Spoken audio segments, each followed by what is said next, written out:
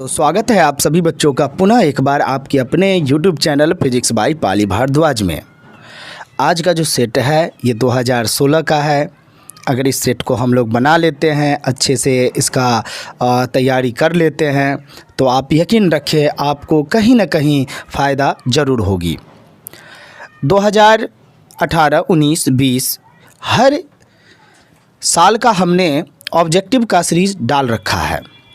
आपको जब भी वक्त मिले आप वो सीरीज को देख लेंगे। अब बात को यहाँ पे थोड़ा सा रोकते हुए चलते हैं क्वेश्चन नंबर 1 की ओर। प्रश्न नंबर 1 कह रहा है कि यदि समरूप विद्युत क्षेत्र z अक्ष के अनुरूप हो, मतलब समरूप विद्युत क्षेत्र जो है ना वो z अक्ष के क्या हो, अनुरूप हो, तो समविभव होगा। समविभव होगा। सबसे पहले आपको याद है हम इस तरह से एक स्ट्रक्चर बनाए थे, याद होगा समविभव के लिए। इसको y मान लीजिए, इसको z मान लीजिए, इसको x मान लीजिए, याद है। तो जैसे yz तल में अगर कोई क्षेत्र है तो वो कहलाएगा yz तल में। अगर y-अक्ष में अगर कोई तल स्थित है तो उसको हम कहते हैं y-अक्ष तल में। इसी प्रकार अगर z-अक्ष तल में है तो उसको हम कहते हैं z-अक्ष तल में। तो इस तरह से हम बताए थे ना। तो इसका जो सही उत्तर होगा ये आज का आपका पहला प्रश्न ही HW के रूप में रहा। तो इसका उत्तर आप देंगे, हम इंतज़ार करेंगे आपके उत्तरों का, ठीक है। अब चलते हैं हम लोग क्वेश्चन नंबर 2 की ओर। क्वेश्चन नंबर 2 कह क्या रहा है? क्वेश्चन नंबर 2 कह रहा है कि विद्युत चुंबकीय तरंग को ध्रुवित किया जा सकता है। मतलब विद्युत चुंबकीय तरंग जो होता है इलेक्ट्रोमैग्नेटिक वेव, इसको आप कैसे पोलराइज्ड करेंगे? पोलराइज्ड का मतलब ध्रुवित करेंगे। तो आपको पता है ना कि पोलराइड के द्वारा ही किया जाता है। तो ऑप्शन कहीं पोलराइड है क्या? नहीं है, नहीं है। यस, ऑप्शन सी जो होगा क्वेश्चन नंबर 2 का ना सही उत्तर होगा। चलते हैं क्वेश्चन नंबर 3 की ओर। देखिए ज़्यादा वक्त नहीं अभी हम लोग ख़राब करेंगे। जितना कम समय में जितना अच्छा तैयारी हो सके उसको ध्यान में रखते हुए हम पूरी कोशिश कर रहे हैं कि आपकी रिजल्ट काफ़ी बेहतर हो। चलते हैं क्वेश्चन नंबर 3 की ओर। क्वेश्चन नंबर 3 कह रहा है कि किसी ट्रांजिस्टर के धारा वृद्धि गुणांक अल्फा तथा बीटा में क्या रिलेशन है, क्या संबंध है? सबसे पहले इसके लिए तो बहुत बड़ा प्रोसेस है, इतना जगह में तो हो नहीं पाएगा, लेकिन बीच का कुछ भाग हम आपको बता देते हैं। जैसे बीटा का आप मान निकाले थे तो याद है, निकाले थे अल्फ़ा बट्टा 1 माइनस अल्फ़ा, इस तरह से। फिर इसी चीज़ को मैं लिख सकता हूँ बीटा इंटू 1 माइनस अल्फ़ा, और साथ में ये जो है ना इधर चल जाएगा तो नहीं हो जाएगा गुना में, और अल्फ़ा है तो अल्फ़ा लिख सकता हूँ, इतना तो कर सकता हूँ। अब देखिए इसी चीज़ को हम पुनः बता देते हैं। क्या लाए थे? बीटा इंटू 1 माइनस अल्फ़ा बराबर अल्फ़ा लाए थे। इसी चीज़ को मैं लिख सकता हूँ बीटा माइनस अल्फ़ा को बीटा से गुना, ये हो जाएगा आपका बीटा अल्फ़ा, ठीक है, और बराबर अल्फ़ा है तो लिख सकता हूँ, कोई दिक्कत नहीं। फिर बीटा को हम रहने दूंगा, ठीक है, बीटा को जिस प्रकार से इसी तरह रहने दीजिए। फिर बराबर मैं लिख सकता हूँ, ये जो है माइनस में है, देख रहे हैं, उधर गया इधर जाएगा तो प्लस में, तो अल्फ़ा प्लस बीटा अल्फ़ा हो जाएगा। क्लियर? अब दोनों में अल्फ़ा है, कॉमन ले लीजिए आप। जब अल्फ़ा को दोनों तरफ कॉमन लेंगे तो क्या हो गया? बीटा बराबर अल्फ़ा इंटू 1 प्लस बीटा हो जाएगा। फिर अल्फ़ा बराबर क्या हो जाएगा?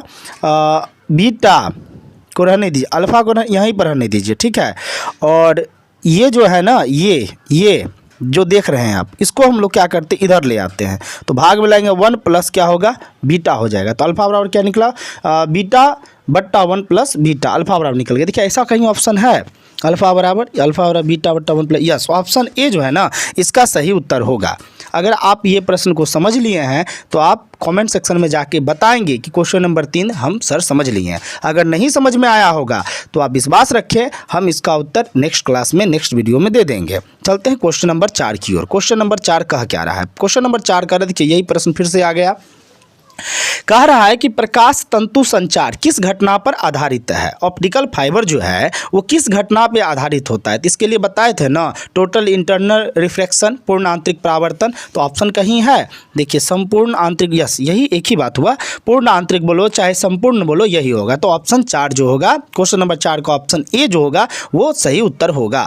अब चलते हैं क्वेश्चन नंबर 5 की ओर। क्वेश्चन नंबर 5 कह रहा है कि पी कोटि के जर्मेनियम अर्धचालक डैश से मादित होता है।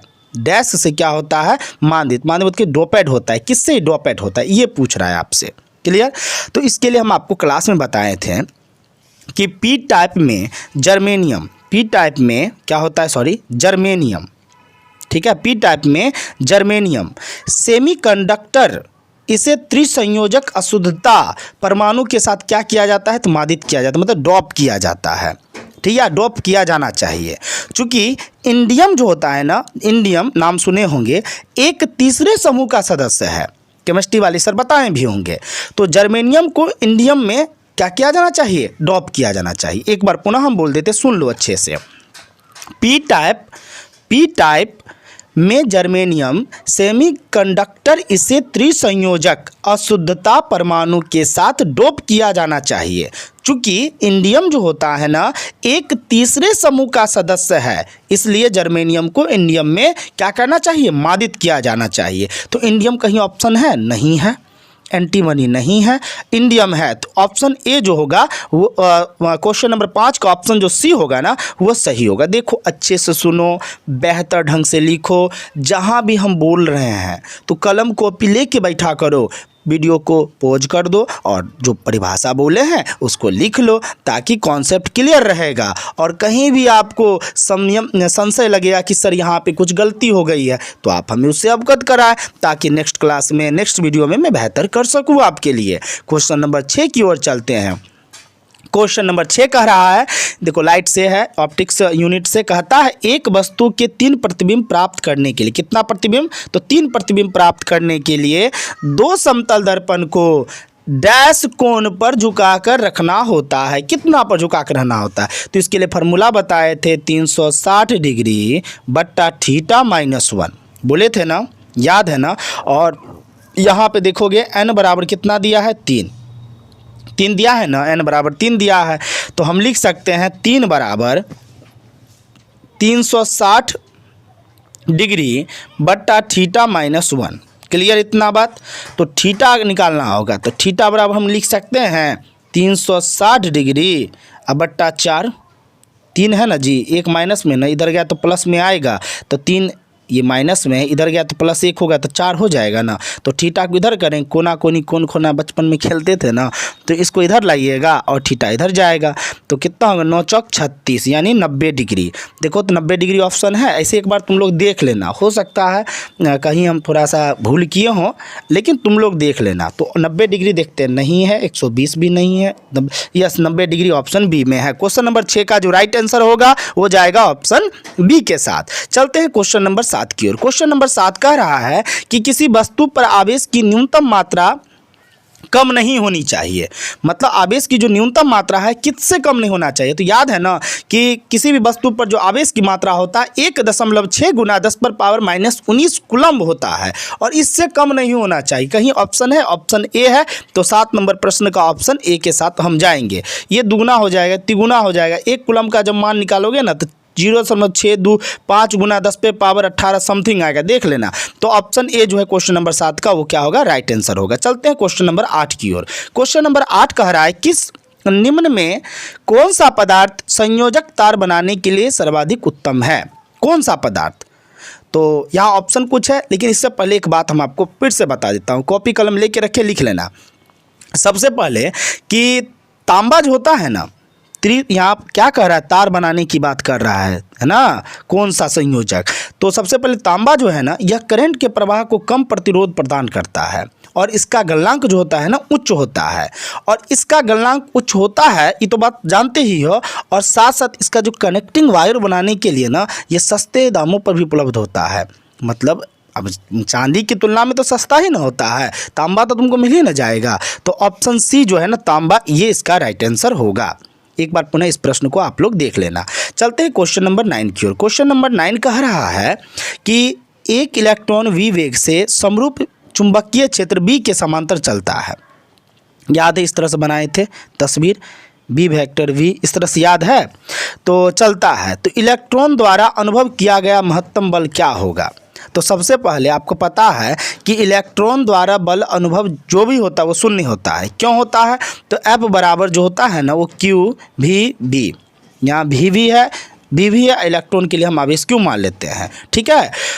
और यहाँ पे लिख देंगे साइन थीटा, याद है साइन थीटा, थीटा का वैल्यू यहाँ पे हो जाएगा 0। क्लियर। केवल इलेक्ट्रॉन चुंबकीय क्षेत्र के समांतर जाता है जब वेग की दिशा चुंबकीय क्षेत्र के क्या होती है, समांतर होती है, अर्थात कोण जो है शून्य के बराबर होगा। तो इसका जो राइट आंसर होगा शून्य होगा। कहीं है क्या, नहीं है, नहीं है, नहीं है। तो ऑप्शन डी जो है ना इसका सही उत्तर होगा। क्वेश्चन नंबर 9 का राइट आंसर डी के साथ हम लोग जाएंगे। क्वेश्चन नंबर 10 की ओर चलते हैं। प्रश्न नंबर 10 कह रहा है कि विद्युत या चुंबकीय क्षेत्र निम्न में से किसे त्वरित नहीं करता है। विद्युत क्षेत्र बोलो या चुंबकीय क्षेत्र बोलो तो कुछ ऑप्शन दिया हुआ है, इसमें से किसको वो त्वरित नहीं करता है, ये पूछ रहा है। तो जब भी उदासीन कोई भी चीज़ होगा ना उसको मतलब वो क्या करता है, त्वरित नहीं करता है। इलेक्ट्रॉन तो आवेशित है तो ये तो होगा ही नहीं, प्रोटॉन भी आवेशित, इसको भी नहीं होगा, अल्फा कण होगा नहीं, न्यूट्रॉन ऑप्शन में है। तो क्वेश्चन नंबर 10 का देखिए ये HW देने का इच्छा था लेकिन दे नहीं पाए, कोई बात ना, अगला प्रश्न दे देते हैं। क्वेश्चन नंबर 10 जो है ना इसका राइट आंसर सी के साथ जाएंगे। क्वेश्चन नंबर 11 की ओर चलते हैं। क्वेश्चन नंबर 11 कह रहा है कि एक गैस डायोड में होता है, एक गैस डायोड में क्या होता है ये आपसे पूछ रहा है। तो ऑप्शन है केवल एनोड, केवल कैथोड, नली में केवल गैस, इनमें से सभी। तो ये आपका प्रश्न रहा HW, यानी क्वेश्चन नंबर 1 और क्वेश्चन नंबर 11, 1 और 1 11, ये दो प्रश्न आपका HW रहा है। इसका जो राइट उत्तर होगा आप हमें बताएंगे। क्वेश्चन नंबर 12 की ओर चलते हैं। क्वेश्चन नंबर 12 कह रहा है किस दर्पण में वस्तु का प्रतिबिंब हमेशा छोटा एवं आभासी। लो भैया, छोटा आभासी तो उत्तल में बनता है, कहीं उत्तल है क्या, नहीं है, नहीं है, उत्तल है। तो ऑप्शन बी जो है ना ये इसका राइट आंसर होगा। अब चलते हैं क्वेश्चन नंबर 13 की ओर। ये कितना बार प्रश्न पूछेगा भाई, हर साल पूछ रहा है, हर सेट में हम ये प्रश्न को देख रहे हैं। प्रश्न कह रहा है यंग के द्विक छिद्र प्रयोग में रचनात्मक व्यतिकरण उत्पन्न करने वाले दो तरंगों के बीच पथांतर का मान क्या होता है, ये पूछ रहा है। सॉरी, पथांतर का मान नहीं होता है, प्रश्न को पढ़ेंगे और यहाँ कह रहा नहीं होता है। और कई बार मैंने बताया भी था ना कि नहीं भी पूछ सकता है, तो प्रश्न को एक बार प्यार से पढ़ेंगे और जो आपको उत्तर लगेगा उसका जवाब देंगे। तो क्वेश्चन नंबर 13 भी आपके लिए HW रहा, कई बार मैंने ये प्रश्न को बताया है। अब चलते हैं क्वेश्चन नंबर 14 की ओर। क्वेश्चन नंबर 14 कह रहा है आपसे कि एक गिलास कांच का, ठीक है, जिसका अपवर्तनांक दिया है म्यू की मोटाई T के बराबर है, तो इनमें से रिलेशन क्या है, सही क्या हो सकता है। तो ऑप्शन ए ये दिया है, ऑप्शन बी ये, ऑप्शन सी ये, ऑप्शन डी ये दिया है। चलिए ये भी प्रश्न हल्का है, इसका भी उत्तर आप लोग देंगे, यानी टोटल 4 प्रश्न अभी तक आपको मिला HW। याद रखेंगे, इसका जवाब देंगे। अगर आप जवाब नहीं देंगे तो देख रहे हैं ना वीडियो एक दिन गैप करके हम डाले हैं, क्योंकि देखते ही नहीं है कि बच्चे पढ़ रहे हैं। कुछ बच्चे हैं जिसका जवाब दे रहे हैं, अच्छा लगता है। बेबी हो गई, श्रेय वर्मा जी अब्सेंट थे लेकिन हाँ देखिए उनका उत्तर भी आया है, काफ़ी अच्छा उत्तर है। ये हो गए, नवीन हो गए, सोनू कुमार हो गए, और सारे बच्चे हैं जिनका नाम, कितना बच्चे का नाम लें भाई, yes yes yes yes Singhania, क्या नाम है भाई, जागृति हो गई, ठीक है, नेताजी हमारे हो गए, उत्तर दे रहे हैं, काफ़ी अच्छा है। आप लोग उत्तर देते रहें, नेक्स्ट वीडियो में फिर सबका मैं नाम लेके बताऊंगा।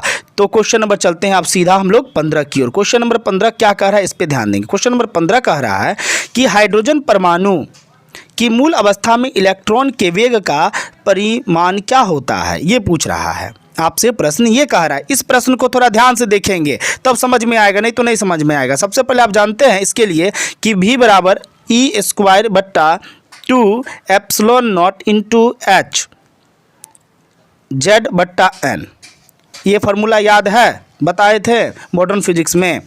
और फिर क्या करेंगे, यहाँ E का मान रख देंगे, जो भी मान होता है, और 2 है ये, एप्सिलॉन नॉट का मान आप रख देंगे, और प्लांक नियतांक H का मान रख देंगे, और मूल अवस्था में Z और N का जो वैल्यू होता है ना 1/1 के होता है, यानी इसका वैल्यू 1 होगा, इसका वैल्यू 1 होगा। तो इस तो भाई 1/1 मतलब 1, यानी सबका मान रख दोगे। मान रखने के बाद जब इसको सॉल्व करोगे ना तो तुमको आंसर आएगा V बराबर C/137। देख लेना, नहीं आएगा तो बताना, मैं नेक्स्ट क्लास में पक्का बता दूंगा अच्छे से। तो देखो कहीं ऑप्शन है C/137 नहीं है, C/137 यस, ये ऑप्शन आपका राइट है। क्वेश्चन नंबर 15 का राइट आंसर जाता है बी के साथ। अब चलते हैं क्वेश्चन नंबर 16 की ओर। क्वेश्चन नंबर 16 कह रहा है कि चुंबकीय फ्लक्स का SI मात्रक क्या होता है। कितना बार ये प्रश्न पूछा और इसका सीधा आंसर आपको पता है, वेबर कहीं है, वेबर नहीं है। ऑप्शन बी जो है इसका राइट आंसर होगा। आप अच्छे से देखेंगे, अच्छे से जवाब देंगे। वीडियो को बहुत बच्चे स्किप करके देखते हैं, ऐसा ना करें क्योंकि एग्जाम का अब मात्र और मात्र आप देख सकते हैं 12 या 13 दिन बच चुका है। तो घबराने की जरूरत नहीं, हमारे वीडियो के साथ बने रहें। आप विश्वास रखें, फिजिक्स में 90+ आप नंबर लाएंगे, बस प्यार से, और अपनी हिम्मत को कभी नीचे नहीं गिराना है। क्वेश्चन नंबर 17 की ओर चलते हैं। आज 17 तारीख भी है, 17 तारीख में 17 नंबर क्वेश्चन एंड गेट से लिया गया है, मतलब लॉजिक गेट से लिया गया है। और प्रश्न है एंड गेट के लिए बूलियन व्यंजक क्या होता है। एंड गेट के लिए बूलियन व्यंजक क्या होता है, और आपको बताए थे ना एंड गेट के लिए बूलियन व्यंजक जो होता है A.B = Y होता है। याद है कहीं है ऑप्शन नहीं? एक मिनट देख लेते हैं। नहीं रेकॉर्डिंग है, नहीं होगा A. यस, ऑप्शन सी जो है इसका राइट उत्तर होगा क्वेश्चन नंबर 17 का। चलते क्वेश्चन नंबर 18 की ओर। क्वेश्चन नंबर 18 कह रहा है कि किसके लिए तरंग दैर्घ्य का मान अधिकतम होता है। और आपको पता है कि रेडियो तरंग के लिए तरंग दैर्घ्य सबसे ज़्यादा होता है, और वीडियो 2 यानी सीरीज 2 में इसके बारे में हमने बताया था। कहीं रेडियो तरंग है, ऑप्शन ए जो है इसका राइट उत्तर होगा। अब चलते हैं क्वेश्चन नंबर 19 की ओर। क्वेश्चन नंबर 19 फिर आ गया, कितना बार ये आएगा। प्रश्न कह रहा है कि प्रकाश किरणों के तीखे कोट यहाँ दिया है, कोर लिखना, ठीक है। तीखे कोर पर मुड़ने की घटना को प्रकाश का विवर्तन कहते हैं, डिफ्रैक्शन कहते हैं। ऑप्शन कहीं है क्या भाई? नहीं है। ऑप्शन बी विवर्तन यस है, तो ऑप्शन 19 का, क्वेश्चन नंबर 19 का ऑप्शन बी सही उत्तर होगा। अब चलते हैं क्वेश्चन नंबर 15 की ओर, 20 की ओर। 20 प्रश्न में कह रहा है कि 15 का द्विचर तुल्यांक क्या होगा। देखो इंग्लिश में, हिंदी में दिया रहेगा द्विचर तुल्यांक। सर क्या दे दिया, नहीं समझ में आ रहा, तो इंग्लिश में पढ़ लो ना। द्विचर का मतलब होता है बाइनरी, दिया है ना, इसका क्या होगा तो हम निकाल के देखते हैं 15 का क्या होगा। पहले 15 लिखिए, इसको आप 2 से पहले भाग दीजिए, तो कितना 7 दूना 14, 1 15, फिर 2 से दीजिए, 3 दूना 6, 1 7, फिर 2 से दीजिए, 2 इकाएँ 2 हासिल 1, यानी 1 1 1 1 4 1 1 2 3 4, इसका द्वि में पूछ रहा है 2। देखिए तो कहीं ऑप्शन है? नहीं है। यस, ऑप्शन सी इसका राइट आंसर होगा। एक बार तुम लोग निकाल लेना, ठीक है। तो इसी तरह से निकलेगा, तो ऑप्शन सी जो होगा ये सही उत्तर होगा प्रश्न नंबर 20 का। अब चलते हैं क्वेश्चन नंबर 21 की ओर। क्वेश्चन नंबर 21 कहता है तांबा क्या होता है। तो आपको पता है ना कि तांबा जो होता है ये प्रतिचुंबकीय पदार्थ होता है, और लोह चुंबकीय नहीं होता। लोह में निकेल कोबाल्ट लोहा होता है, तो प्रतिचुंबकीय कहीं दिया है? नहीं दिया है। दिया तो है। क्वेश्चन नंबर 21 का उत्तर जो होगा हम जाएंगे सी के साथ, यानी राइट आंसर जो होगा वो सी होगा।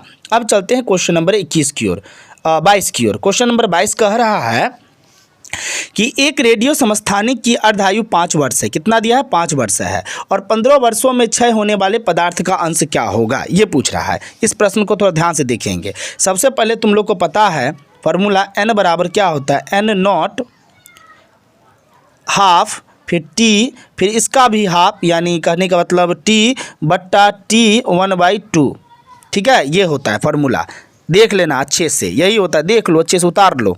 n बराबर n0 1 मतलब हाफ, फिर उसके पावर t/t, फिर इसका हाफ दिया हुआ है, इतना याद रखोगे। अब कहोगे सर n क्या है, तो n जो है ना वो पदार्थ का क्षय मात्रा के बाद बचा हुआ मात्रा है n। और n0 क्या है, तो पदार्थ की प्रारंभिक, n0 क्या है तो पदार्थ की प्रारंभिक मात्रा है। इतना बात क्लियर, कोई दिक्कत नहीं। और फिर सर t वो जो पावर में था, हाफ के पावर में जो t था वो क्या है, तो ये विघटन में लगा समय है, मतलब अलग होने में लगा समय है। तो वो कितना दिया है, तो मतलब t 1/2 का मान कितना दिया है, तो देखो ना 5 वर्ष दिया, अर्धायु है ना जी, हाफ, यानी t का आधा पूछ रहा है ना, 5 दिया है, क्लियर। और पूरा मान क्या दिया है, 15 वर्षों की बात पूछ रहा है, तो इसका मान कितना है, तो 15 दिया है। 2 चीज़ ठीक है। अब फार्मूला जो आप लिखे हैं n बराबर n0 हाफ, है ना, और इसका मान t का मान कितना लिखे थे हम लोग, 15 लिखे थे ना कुल, और t हाफ का मान 5 हो गया, तो 5 तिया 15 हो जाएगा, और नीचे हो गया 1। कहने का मतलब यही ना हो जाएगा। तो आपका हो जाएगा n बराबर n नॉट। थोड़ा सा दिक्कत होगा समझने में हमको जहाँ तक लग रहा है। अब पूरा को जब सॉल्व करोगे तो तुम्हारा आंसर 1/8 आ जाएगा। ऐसे एक बार देख लेना तुम लोग फिर से, 3 दूना 6, 6 1 7 8, ठीक है, ये आ जाना चाहिए। तो एक बार देख लीजिएगा आंसर आता है कि नहीं, मतलब n बराबर n नॉट, क्या ये बराबर नहीं होगा, मतलब हम लिख देते हैं n बराबर आपका हो जाएगा n नॉट का वैल्यू तो नहीं है, 1/8 n नॉट ये होगा।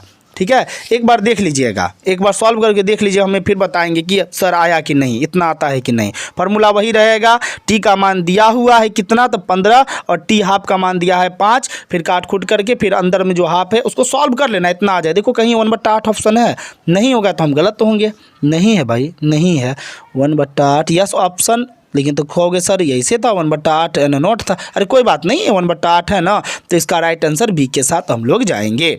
एक बार तुम लोग सॉल्व कर लेना फिर से। क्वेश्चन नंबर 23 की ओर चलते हैं। क्वेश्चन नंबर 23 कह रहा है कि तरंग दैर्ध्य के बढ़ने के साथ अपवर्तनांक का मान क्या होता है, ये कह रहा है। तो आपको पता है ना, तरंग दैर्ध्य के मान बढ़ाएंगे तो अपवर्तनांक का मान घटेगा। तो ऑप्शन में क्या क्या है देखते हैं, घटता है, बढ़ता, अपवर्तित होता है, हाँ घटता ही होगा। तो ऑप्शन 23 जो है क्वेश्चन नंबर प्रश्न का ऑप्शन ए जो है ये सही होगा। अब चलते हैं क्वेश्चन नंबर 24 को, इसको थोड़ा अच्छे से देखना। क्वेश्चन नंबर 24 कह रहा है कि यदि व्यतिकरण करते हुए दो तरंगों के आयाम का अनुपात 4:3 है, यानी 4/3 अनुपात ऐसे भी कर सकते हैं हो, तो महत्तम और न्यूनतम तीव्रताओं का अनुपात क्या होगा, ये आपसे पूछ रहा है। तो आपको पता है ना, फार्मूला बताए थे, आई मैक्सिमम बट्टा आई मिनिमम, याद है, बराबर इसके लिए फिर बताए थे A1 बट्टा A2 + 1, फिर इसका बट्टा A1 बट्टा A2, अब महत्तम था तो प्लस, अब मिनिमम तो माइनस, है ना, और पूरा का स्क्वायर।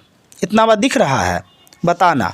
अब चलते हैं बराबर A1 बट्टा A2, A1 का वैल्यू कितना है, तो 4:3, अरे 4/3 भी लिख सकते हो। तो A1 का वैल्यू 4 और इसका वैल्यू 3, ठीक है, फिर +1 कर दो यहाँ जहाँ पे है, फिर बट्टा में वही 4/3 -1 कर दो, और फिर सबका स्क्वायर कर लो। अब स्क्वायर करेंगे तो 3 से 3 कट जाएगा, उसके बाद देखो ना कितना हो जाएगा, सॉल्व करोगे ना, तो सॉल्व करने के बाद जैसा हम सॉल्व किए तो 49/1 आएगा, समझा। तो 49/1 आएगा, यानी इसको हम लिख सकते हैं 49:1। देखो तो ऑप्शन कहीं है 49:1, नहीं है, 9:16 नहीं है, 49:1 यस ऑप्शन में आ रहा है। तो क्वेश्चन नंबर 24 का जो सही उत्तर होगा, हम जाएंगे किसके साथ, सी के साथ। देखो ये सेट को तुम लोग देख लो, इस पे आधारित सवाल आता ही है और हर साल का हम सेट आपको बता रहे हैं। अगर आप नहीं देखेंगे, एग्ज़ाम का समय आएगा 2 दिन और चाहोगे कि सब देख के हम विद्वान हो जाएं, तो ये नहीं होने वाला है। तुम विद्वान हो सकते हो, नंबर नहीं ला सकते हो ना, तो प्लीज़ निकालो ना, कोई भी समय निकाल के देखो ना वीडियो को। क्वेश्चन नंबर 25 की ओर रुला देते हो तुम तो। क्वेश्चन नंबर 25 की ओर चलते हैं। क्वेश्चन नंबर 25 कह क्या रहा है, थोड़ा इस पर ध्यान दें। क्वेश्चन नंबर 25 कह रहा है कि निम्नलिखित युग्मों में कौन संभारिक युग्म है ना, संभारिक युग्म की बात कर रहा है, और यानी संभारिक मतलब आइसोबार की बात कर रहा है भाई। तो इसमें से कौन युग्म सही है ये पूछ रहा है। सबसे पहले एक बात हम आपको बता देते हैं, आइसोबार बराबर होता है same atomic mass number, okay, mass number. तो ये इसका मतलब होता है, आइसोबार का मतलब क्या होता है, सेम एटॉमिक मास नंबर। तो जिसका मास नंबर बराबर होगा वही क्या होगा, आइसोबार होगा। देखो अब ये हम बता दिए हैं, अब इसमें तुम खोज लो, जो तुमको लगेगा वो हमको बताओगे। तो क्वेश्चन नंबर 25 भी आपका क्या रहा, HW रहा। अब चलते हैं क्वेश्चन नंबर 26 की ओर। क्वेश्चन नंबर 26 क्या कह रहा है, इसको ध्यान देना। कहता है एक आयताकार टुकड़े की भुजाओं का माप 2 सेंटीमीटर, 3 सेंटीमीटर, 4 सेंटीमीटर है। इसकी समांतर सतहों के बीच अधिकतम और न्यूनतम प्रतिरोध का अनुपात क्या होगा, ऐसा प्रश्न में है। तो 2 सेंटीमीटर, 3 सेंटीमीटर, 4 सेंटीमीटर वर्ग का क्षेत्रफल निकाल वकाल के जो भी है, एक फार्मूला यहाँ प्रतिरोध पूछ रहा है। तो प्रतिरोध बराबर बताए थे ना, R समानुपाती 1/A, ये बताए थे ना। इसको जब तुम सॉल्व किए थे तुमको आ गया था, एक फार्मूला और आया था, याद रखो। R समानुपाती का चिन्ह हटाएंगे, बराबर साथ में एक नियतांक, ये रो नियतांक हो गया 1/A, क्लियर। और लंबाई आपका कितना दिया हुआ है, तो 2 सेंटीमीटर और 3 सेंटीमीटर। तो पहले हम बारी बारी से R1 R2 R3 का मान निकाल लेते हैं। तो R1 का मान वही फार्मूला पे निकालेंगे तो क्या होगा, रो अगुना 4 बट्टा क्या हो जाएगा, 6 हो जाएगा। क्लियर, बराबर हो जाएगा 2 3 दूना 6 2 दूना 4 यानी 2/3। रो है तो रो लगा दीजिए, R1 का मान निकल जाएगा। इसी प्रकार R2 का मान निकालेंगे तो R2 बराबर हो जाएगा रो गुना 2/12 6 दूना 6 12 यानी 6 दूना 12 ये आ जाएगा ना आपका। तो ये हो जाएगा आपका रो बट्टा 6। क्लियर, 2 मान आ गया। और R3 का मान निकालेंगे तो हो जाएगा रो गुना 3 बट्टा 8 4 दूना 8 है ना होगा, ये हो जाएगा। ठीक है, तो ये हो जाएगा 3 रो बट्टा 8। ये 3 अलग अलग मान निकल गया। तो आपसे क्या पूछ रहा है, न्यूनतम और अधिकतम, यही नहीं पूछ रहा है। तो न्यूनतम मतलब R1, अधिकतम यानी R2। इसका मान नहीं याद कितना आया था, तो इसका आया था 2 रो बट्टा 3 और इसका जो मान था वो क्या लाए थे, रो बट्टा 6। तो 3 दूना 6 और यहाँ रो से रो कट गया, मतलब कितना हो जाएगा भाई, 2 बट्टा यहाँ पे 2/2 हो जाएगा। क्या 2 हो जाएगा, 2/1 बट्टा 2/1 फिर 1/2। तो सॉल्व करेंगे, ऊपर जाएगा 2 दूना 4/1 4/1 ये आ जाएगा। एक बार इस तरह से बताए थे आपको क्लास में, देख लेना। अब इतना जगह में कैसे हम बताएं। तो 4:1 हम लिख सकते, कहीं है 4:1 आंसर तो है। एक बार तुम लोग बना लेना तो बताना, तो ऐसे 4:1 इसका जो है ना सही उत्तर होगा। अब थोड़ा सा इतना जगह में समझाना मेरे लिए मुश्किल का विषय है और तुम लोग भी समझ रहे होगे हमारे इमोशन को। तो प्लीज़ इसका एक बार उत्तर बता लेना। फार्मूला वही है ना, जो अभी बताए हैं, R बराबर रो 1/A है ना। ये मान और लंबाई आपका 3 सेंटीमीटर एंड 2 सेंटीमीटर ये दे रखा और 4 सेंटीमीटर भी है। तो ये सबको बारी बारी से तुम R1 R2 R3 का मान निकाल लेना तो आपका सवाल आराम से बन जाएगा, कहीं से कोई दिक्कत नहीं होने वाला है। ऐसे एक बार देख लेना। क्वेश्चन नंबर 27 की ओर चलते। क्वेश्चन नंबर 27 कह रहा है कि 1 वोल्ट मीटर का प्रतिरोध G ओम है तथा इसका रेंज दिया है V वोल्ट। तो इसकी परास को बढ़ाकर हम क्या करते हैं, NV कर देते हैं। यानी NV करने के लिए आवश्यक श्रेणी क्रम में प्रतिरोध का मान क्या होगा, ये आपसे प्रश्न में पूछ रहा है क्वेश्चन नंबर 27। क्लियर, तो इसके लिए सिंपल सा बात है, हम आपको बताए भी थे I सफिक्स में G बराबर V/R। यहाँ V क्या है तो वोल्टता है, और सॉरी R के बदले यहाँ G कर देंगे, चूँकि G ओम ना है G कर देंगे, और G यहाँ पर क्या है, प्रतिरोध है। इतना बात क्लियर, ये मतलब IG बराबर V/G। क्लियर, और इतना करा और क्या करा, NV करने के लिए मतलब NV करने हैं तो श्रेणी क्रम में आवश्यक प्रतिरोध क्या होना चाहिए ये पूछ रहा है।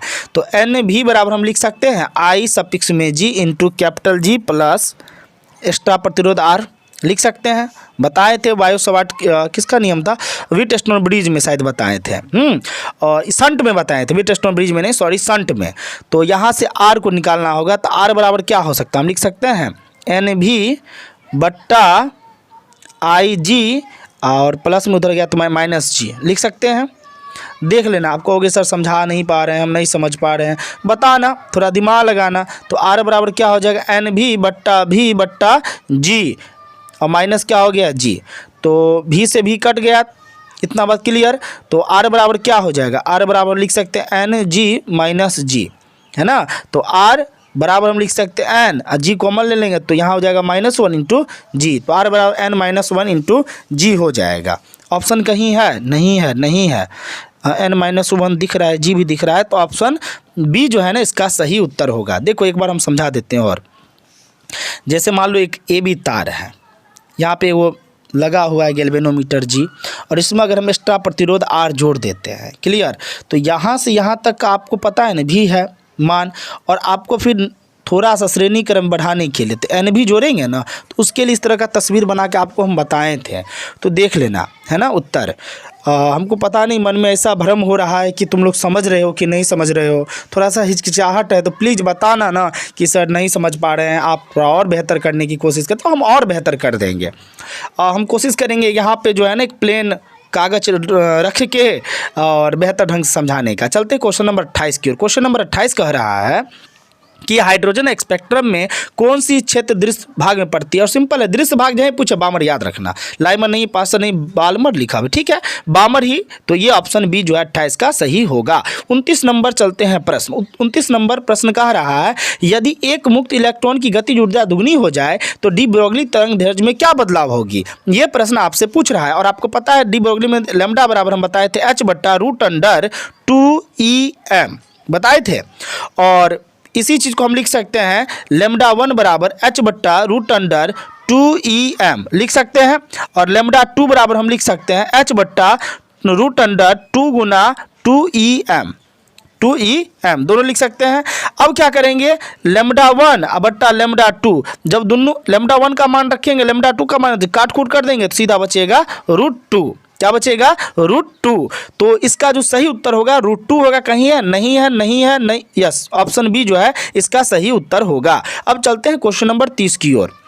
क्वेश्चन नंबर 30 कह रहा है नाभिकीय घनत्व का क्रम होता है। नाभिकीय घनत्व का क्रम क्या होता है, तो इसका मान आपको बताए थे 10⁻⁻17 होता है kg/m³। ये बताए थे। देखो कहीं ऑप्शन है, नहीं है, नहीं है और नहीं है, 17 प्लस में है और नन ऑफ दीज।